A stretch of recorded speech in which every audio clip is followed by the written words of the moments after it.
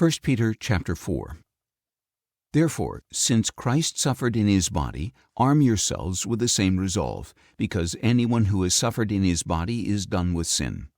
Consequently, he does not live out his remaining time on earth for human passions, but for the will of God.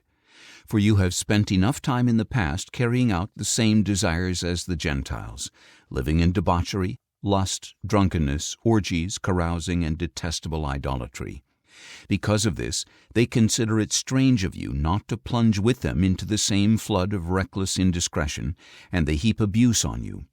But they will have to give an account to him who is ready to judge the living and the dead. That is why the gospel was preached even to those who are now dead, so that they might be judged as men in the flesh, but live according to God in the Spirit. The end of all things is near. Therefore be clear-minded and sober, so that you can pray. Above all, love one another deeply, because love covers over a multitude of sins. Show hospitality to one another without complaining. As good stewards of the manifold grace of God, each of you should use whatever gift he has received to serve one another. If anyone speaks, he should speak as one conveying the words of God.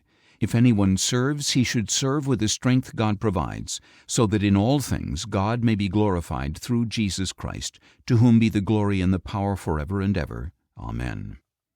Beloved, do not be surprised at the fiery trial that has come upon you, as though something strange were happening to you. But rejoice that you share in the sufferings of Christ, so that you may be overjoyed at the revelation of his glory. If you are insulted for the name of Christ, you are blessed, because the Spirit of glory and of God rests on you. Indeed, none of you should suffer as a murderer or thief or wrongdoer or even as a meddler. But if you suffer as a Christian, do not be ashamed, but glorify God that you bear that name. For it is time for judgment to begin with the family of God, and if it begins with us, what will the outcome be for those who disobey the gospel of God? And if it is hard for the righteous to be saved, what will become of the ungodly and the sinner?